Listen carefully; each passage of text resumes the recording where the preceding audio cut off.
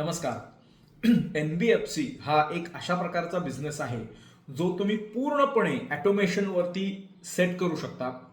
हा बिझनेस असा आहे की ज्याच्यामध्ये जे आपलं टोटल कॅपिटल आपण इंट्रोड्यूस केलेलं आहे ते साधारणतः 1.5 वर्ष ते 2 वर्ष ह्याच्यामध्ये डबल करण्याची क्षमता या NBFC व्हेंचरमध्ये आहे. NBFC हे लायसन्स ड्रिव्हन बिझनेस असल्यामुळं 3 ते 4 वर्षाच्या काळामध्ये कोणीतरी आपल्याच भागामध्ये, आपल्या गावामध्ये किंवा आपल्या शहरामध्ये अशाच प्रकारचं दुसरं लायसन्स लगेच घेऊन आपल्याला स्पर्धा निर्माण करण्याची ह्याच्यामध्ये गरज नाही. हे एक लायसन्स ड्रिव्हन बिझनेसचं वैशिष्ट्य असतं.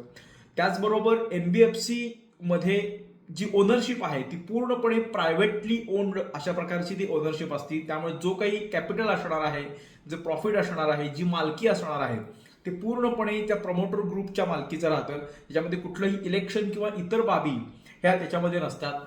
भविष्यात आपण SME IPO किंवा मेन बोर्ड IPO याचा 100% विचार NBFC मधून करता येतो. आणि ज्यांची साधारणतः 10 कोटी 20 कोटी अशी क्रेडिट कोऑपरेटिव्ह आहे त्यांनी 100% आत्ताच्या घडीला NBFCचा विचार केला पाहिजे आणि लगेच NBFCचं लायसन्स आपल्या ताफ्यात असलं पाहिजे अशी परिस्थिती आहे. आता नवीन रजिस्ट्रेशन जर NBFCचं थोडंसं अवघड आहे, याचं कारण की 10 कोटी क्लीन कॅपिटल हे त्या ठिकाणी लागतं. ते जोपर्यंत लायसन्स येत नाही तोपर्यंत कॅपिटल आपल्याला होल्ड करायला लागतं, त्याच्यावर FD करता येत नाही.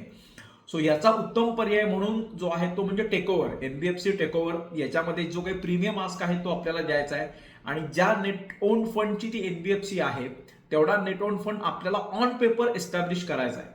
इतकी तशी ती सोपी गोष्ट आहे. त्याच्यामध्ये ज्या काही लिगल गोष्टी आहेत त्याचा सपोर्ट आपण देतच असतो. त्यामुळे विशेषतः मला ज्यांची क्रेडिट कोऑपरेटिव्ह 10-20 कोटीला आहे, ज्यांची मल्टीस्टेट 10-20 कोटीला आहे, अशा प्रत्येक ग्रुपनी NBFCचा 100% विचार केला पाहिजे. आणि या संदर्भात कुठलीही शंका असेल तर आपण आम्हाला संपर्क साधू शकता. थँक्यू.